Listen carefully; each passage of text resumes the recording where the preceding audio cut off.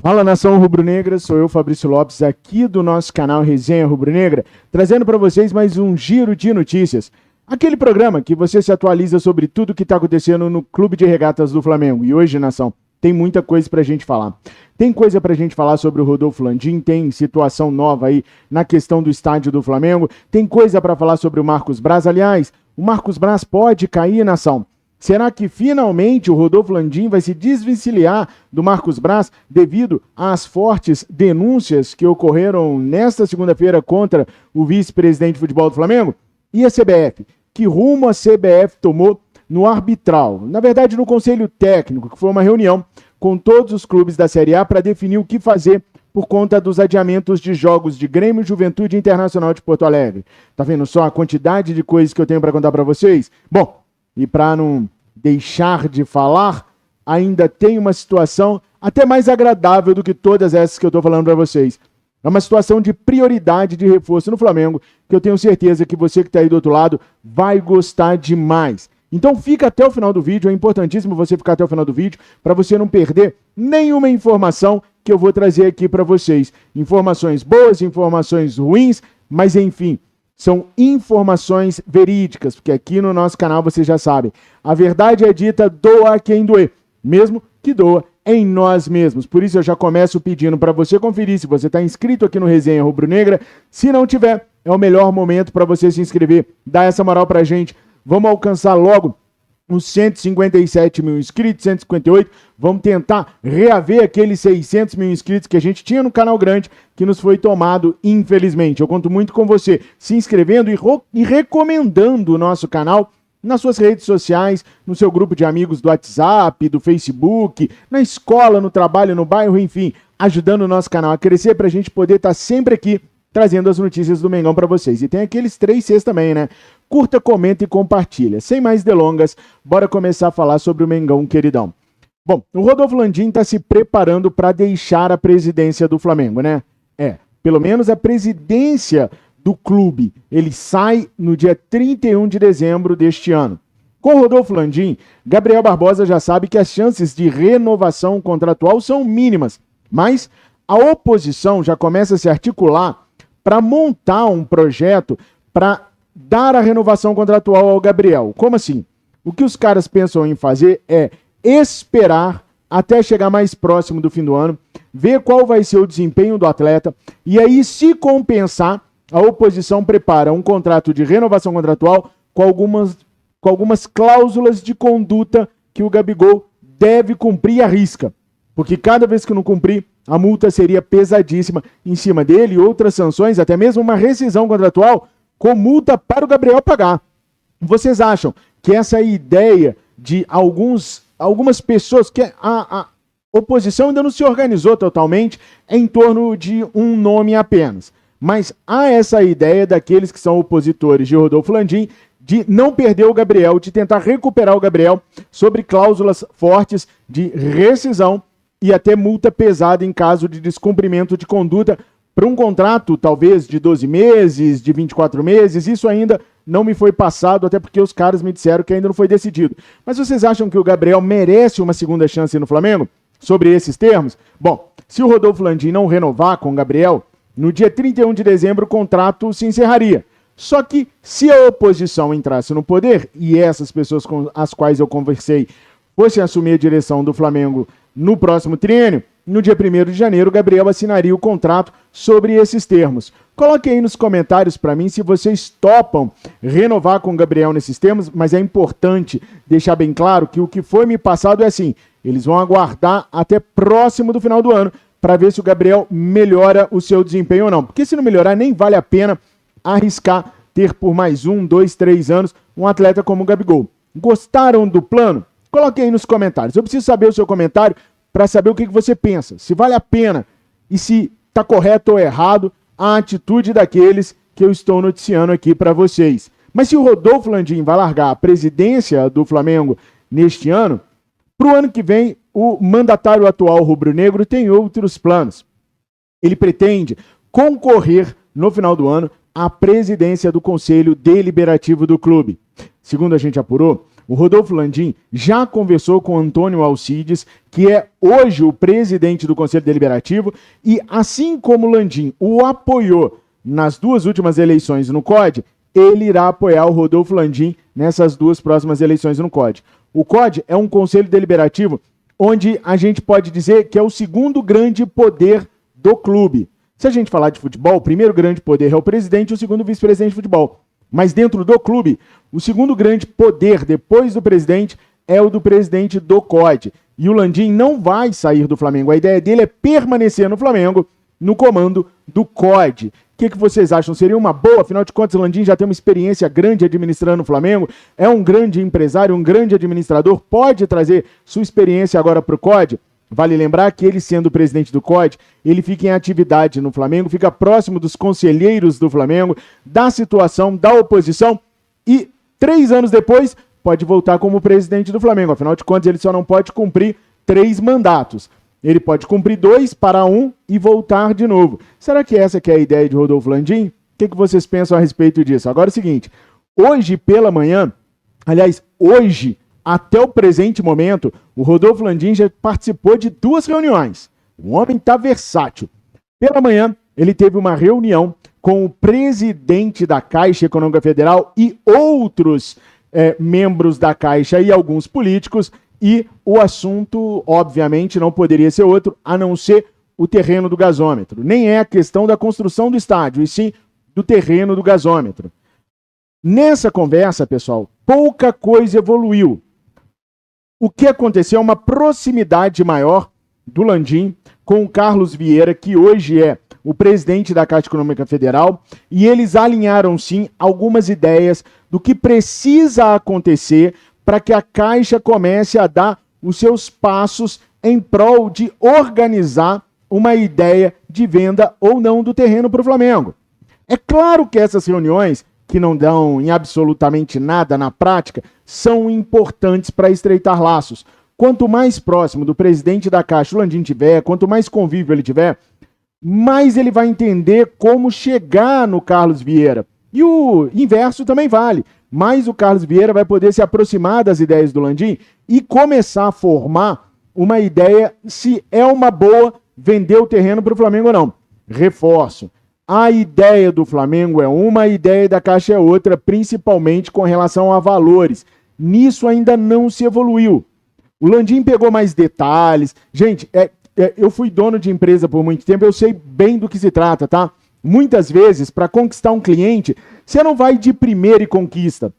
Você faz uma reunião, fala apenas de como sua empresa trabalha, fala das suas ideias, estreita os laços com o cliente, depois faz uma outra visita, estreita mais um pouquinho, dá uma dica daqui, uma dica dali. Você vai trabalhando o processo até você poder chegar no momento de dar o pulo do gato e poder pegar o cliente para você. Então, primeiro você conquista uma confiança. Eu sei bem como isso funciona.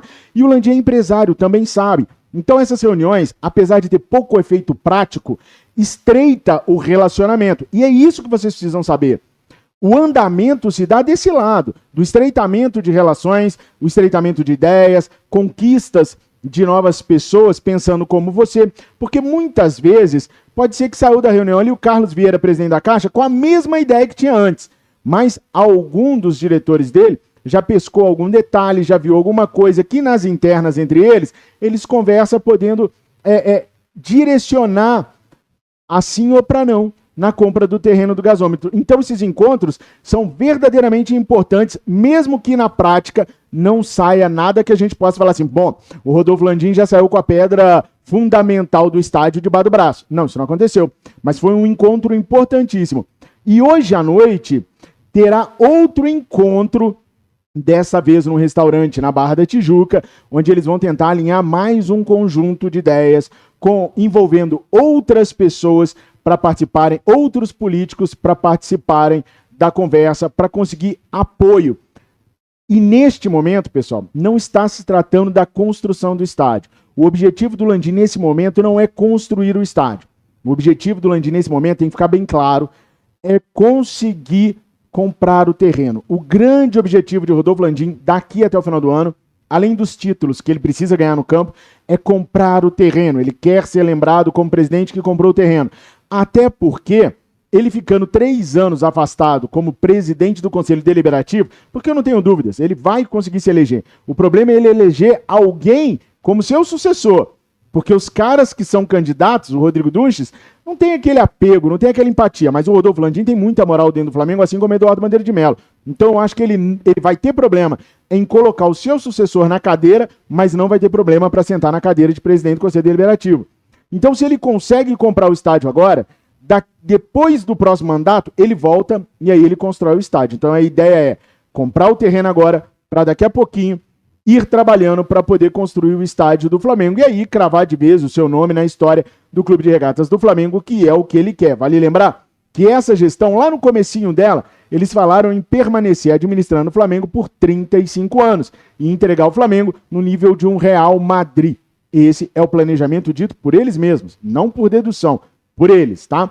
Então a ideia do Landim é comprar o terreno para depois poder fazer a construção do estádio. E aí a gente vai ter tempo para debater que a única solução para comprar o estádio é via SAF, se a SAF é boa sim, se é boa assado, como que a SAF deveria ser protocolada, legislada dentro do Flamengo. Aí vai ser um outro esquema. Mas primeiro é preciso fazer esse alinhamento e para mim o bola dentro do Rodolfo Landim nessa reunião agora e também na reunião que vai acontecer à noite. Vocês sabem que quando as coisas acontecem da maneira correta, eu elogio, da maneira errada, eu critico. Por exemplo, vocês sabem que saiu hoje em todos os lugares, a gente já falou no nosso jornal VVP sobre a denúncia que foi feita contra Marcos Braz e Romário por supostamente desviarem recursos financeiros de uma ONG ligada ao esporte.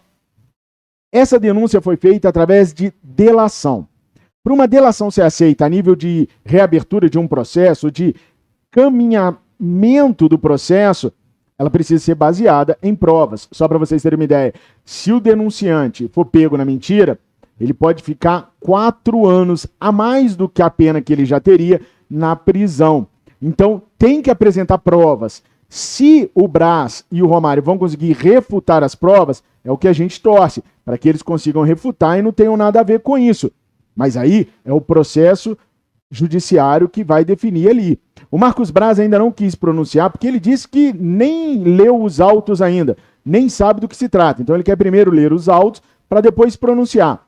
Espero que esse pronunciamento a respeito dessa denúncia não seja nas dependências do Ninho do Urubu, que ele escolha o gabinete de vereador dele para ele falar, mas no Ninho do Urubu acho que ele não deveria fazer isso. Mesmo que ele apague lá atrás o drop-down, que não apareça os patrocinadores nem nada do Flamengo, a sede do Flamengo não é lugar para resolver problemas de cunho pessoal. E isso é uma coisa pessoal, ainda que todos os jornais, que todos os comentários seja em cima do vice-presidente de futebol do Flamengo. Acho que o Rodolfo Landim não deve emprestar mais uma vez o Ninho do Urubu para esse tipo de situação. Vocês concordam ou vocês acham que não tem nada a ver? É só uma sala com microfone, vai lá, resolve e pronto. Coloca aí nos comentários. Mas o grande fator de tudo isso é, será que agora o Marcos Braz cairia na gestão do Eduardo Bandeira de Mello, Flávio Godinho, uma das pessoas, das mentes que formularam a reestruturação financeira do Flamengo, era vice-presidente de futebol quando algumas denúncias começaram a pipocar contra ele. Imediatamente, o Eduardo Bandeira de Mello o afastou da vice-presidência de futebol do Flamengo e tomou ele para si a vice-presidência de futebol do Flamengo, acumulando um cargo que ele foi muito mal, diga-se de passagem. Mas o detalhe é que ele imediatamente afastou o Flávio Godinho das funções dele dentro do Flamengo. O mesmo poderia acontecer com o Marcos Braz? Deveria, mas duvido que acontecerá. O próprio Rodolfo Landim, em 2021, foi denunciado por gestão fraudulenta. No caso do Rodolfo Landim, ele não quis fazer o processo a rolar para provar sua inocência ou não. Ele resolveu logo de cara fazer um acordo com a Procuradoria e o assunto ser engavetado. Quem faz acordo, teoricamente, ou é apressado demais e não quer que a informação surja e que se especule em cima dela, ou é culpado e para não ter a comprovação da culpabilidade exposta, vai lá e faz o acordo. Não sei qual dos dois era o caso do Landim. Só sei que o Landim foi lá, fez o acordo e engavetou o processo, segundo o colunista do Globo, Lauro Jardim. Então o Rodolfo Landim já passou por algo parecido. Ele não vai afastar o Marcos Braz por conta disso, ele não vai tirar o Marcos Braz do poder por conta disso. Então, não, pessoal, o Marcos Braz não deve cair nesse momento, até porque está faltando pouquíssimo tempo para as eleições. E a informação que eu tenho é que muito provavelmente o Marcos Braz venha como vice-presidente geral na chapa do Rodrigo Dunches de Abrantes. O Rodrigo Dunches me disse que ainda não tem nada certo, que ainda não falaram sobre isso, que estão esperando o segundo semestre entrar para eles poderem definir essa situação, mas há sim já uma conversa extraoficial do Marcos Braz ser o vice-presidente do Rodrigo Dunches. Então, não, o Marcos Braz não deve sair nesse momento.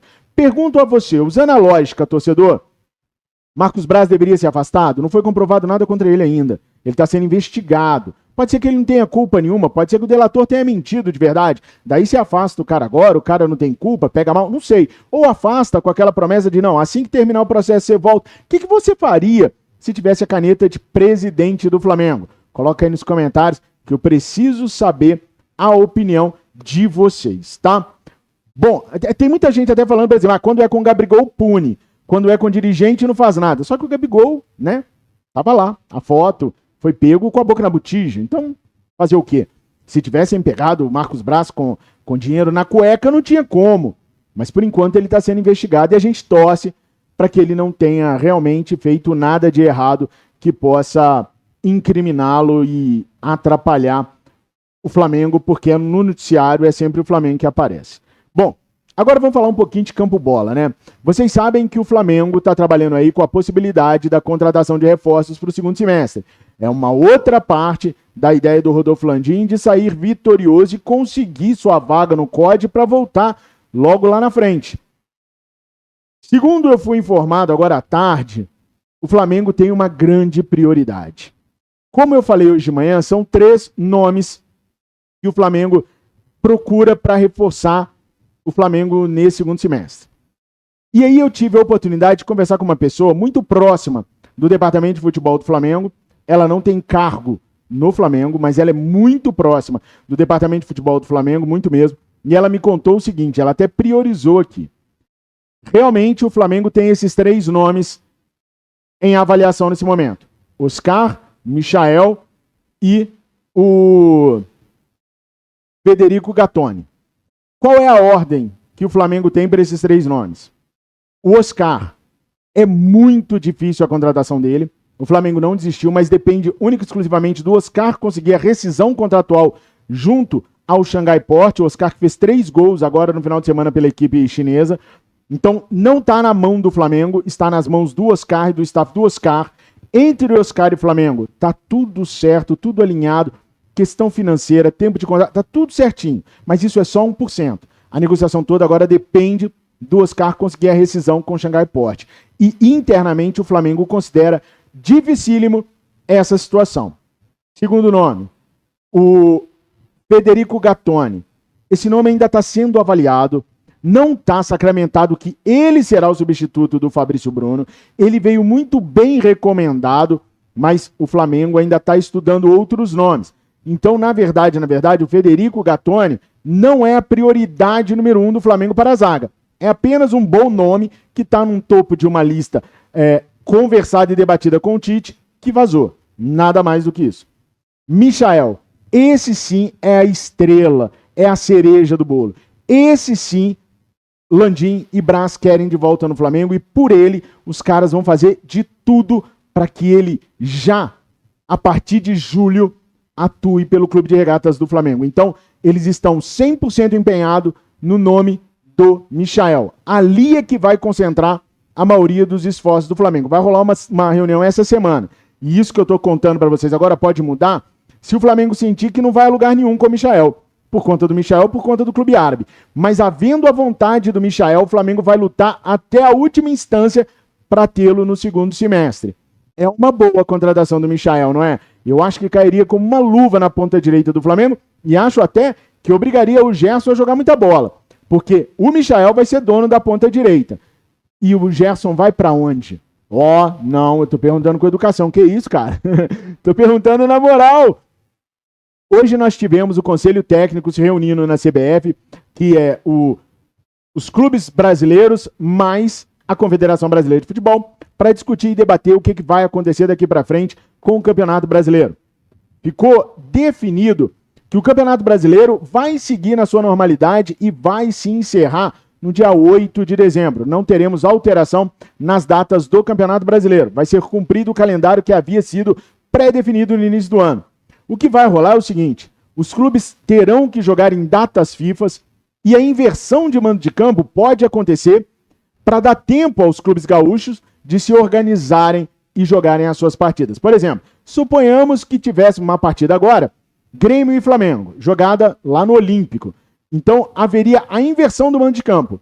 O jogo viria primeiro para o Maracanã, para dar tempo ao Grêmio de resolver seus problemas no estádio, no Olímpico, ou simplesmente definir um outro lugar para poder jogar. E aí, só no segundo semestre, no retorno do Brasileirão, é que esse jogo aconteceria. Então as inversões de mando de campo podem acontecer. Também foi descartado totalmente a questão de não haver rebaixados neste campeonato.